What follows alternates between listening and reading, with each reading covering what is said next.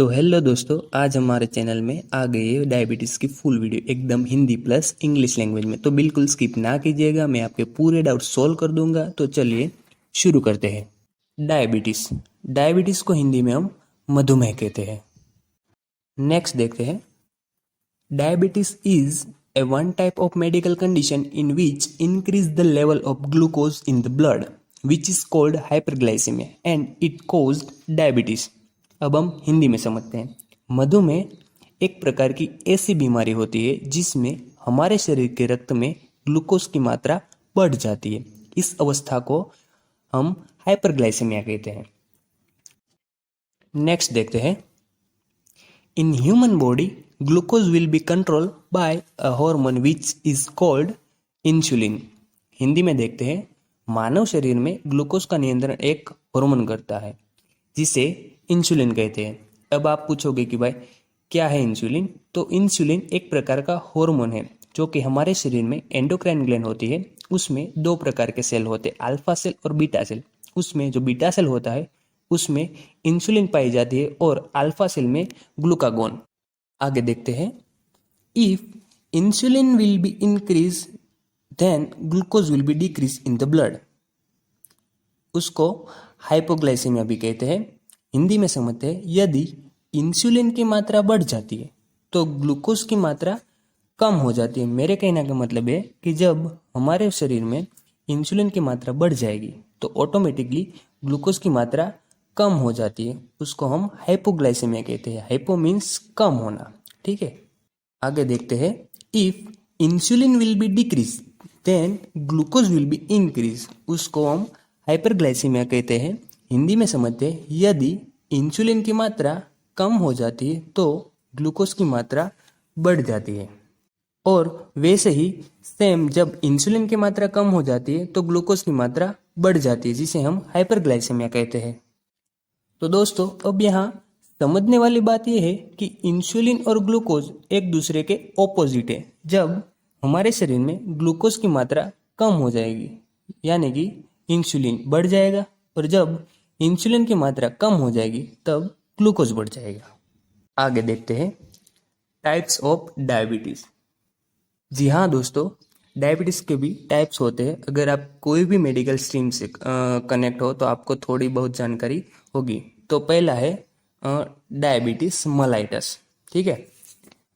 In diabetes mellitus glucose level will be increase in the blood. अब हिंदी में समझते हैं। डायबिटीज मलाइटस में ग्लूकोज की मात्रा रक्त में बढ़ जाती है। तो आप बोलोगे सर ये तो वही बात हुई ना जो आगे हमने पढ़ी थी, लेकिन हम आगे बढ़ते हैं दूसरे टाइप्स में, उसमें आपको सारा डाउट क्लियर हो जाएगा। तो नेक्स्ट टाइप है diabetes insipidus. Diabetes insipidus is a condition in which glucose level normal but kidney does not filtration of glucose, ठीक है।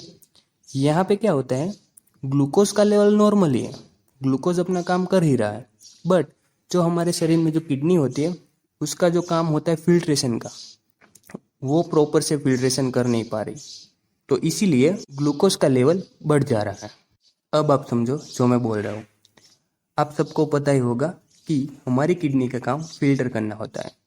ब्लड में जो भी कंपोनेंट्स होते हैं जैसे कि यूरिया, ग्लूकोज हुआ, यूरिक एसिड जैसी चीज़ें का फिल्टर करेगी, ठीक है। लेकिन जब किडनी में ही कुछ प्रॉब्लम है और वही ठीक से फिल्ट्रेशन नहीं कर पा रही, तो उस कारण से इंसुलिन की क्या गलती है? इंसुलिन तो बेचारा मासूम है, ठीक है।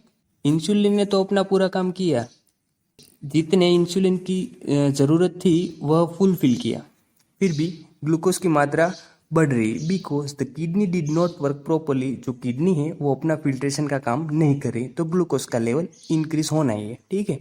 तो याद रखने की बात है, डायबिटीज मेलाइटस में ग्लूकोज लेवल बढ़ता है इंसुलिन की वजह से, और डायबिटीज इंसिपिडस में इंसुलिन का कोई प्रॉब्लम नहीं, उसने तो उसका काम ठीक से कर दिया पर किडनी फिल्ट्रेशन नहीं कर पा रही, इसीलिए ग्लूकोज की मात्रा बढ़ रही है, ठीक है। अब नेक्स्ट पेज पर आते हैं। Types of diabetes mellitus. उसमें दो टाइप्स हैं, टाइप 1 डायबिटीज और टाइप 2 डायबिटीज। अभी हम बात करेंगे type 1 diabetes.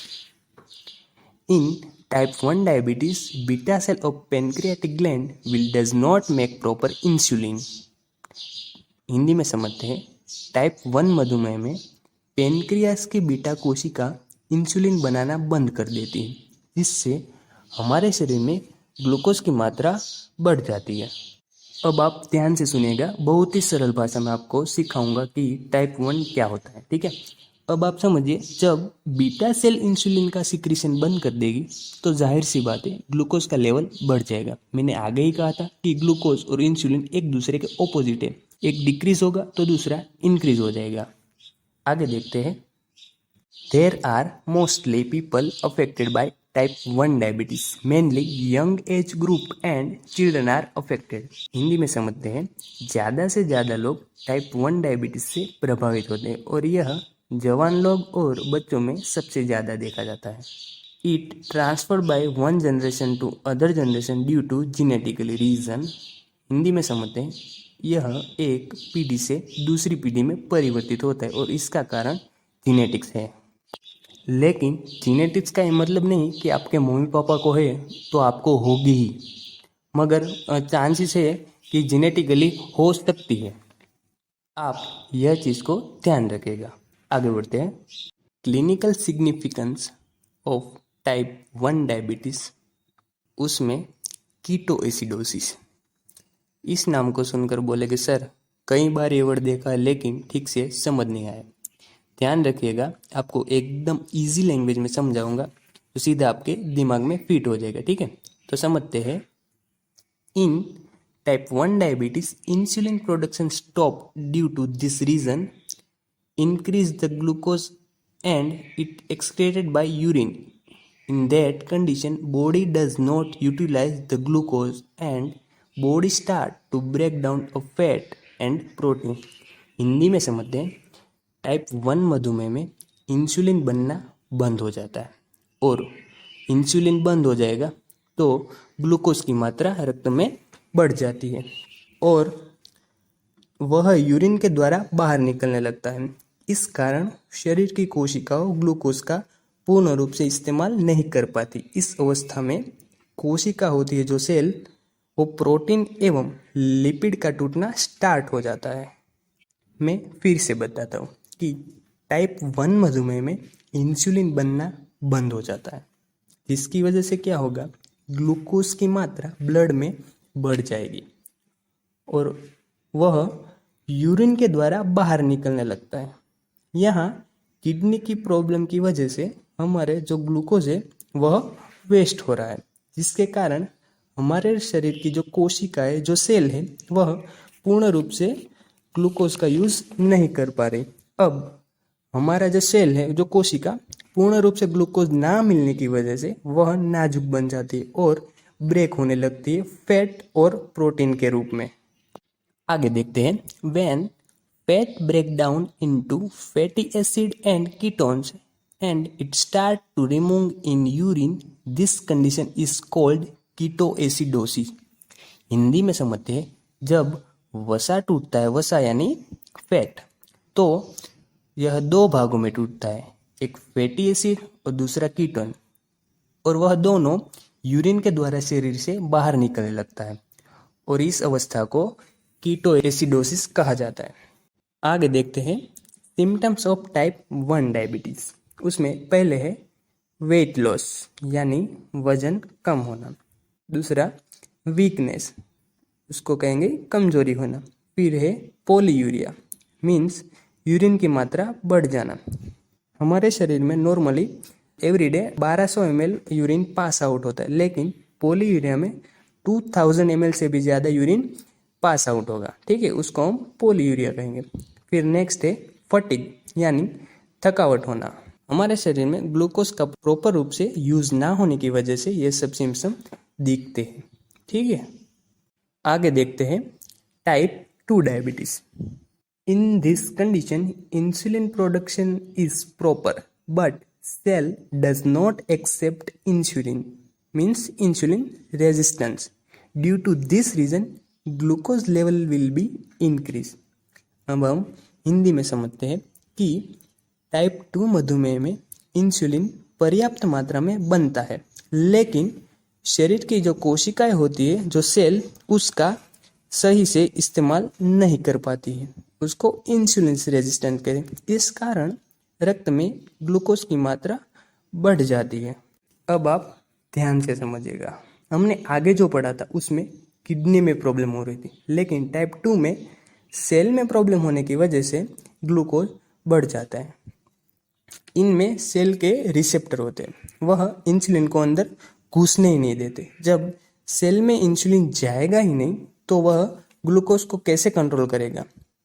This is mainly seen due to obesity in children and adult. वह ज़्यादातर मोटे लोगों में देखी जाती है, क्योंकि ओबेस पर्सन के सेल भी ओबेस होगी और वह इंसुलिन को अंदर जाने ही नहीं देंगे, तो इसलिए ओबेस पर्सन में टाइप 2 देखी जाती है।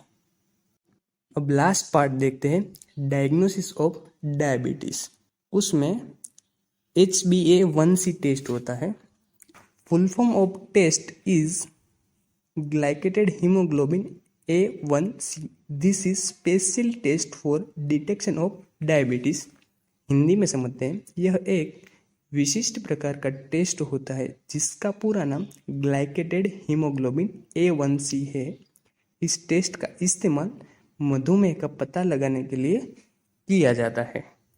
इस टेस्ट से जो नॉर्मल वैल्यू टेस्ट की कितनी है, अगर हमें डायबिटीज़ हो तो कितना आ सकता है, और अभी हमको डायबिटीज़ होने वाली हो उसका भी पता लगाया जा सकता है।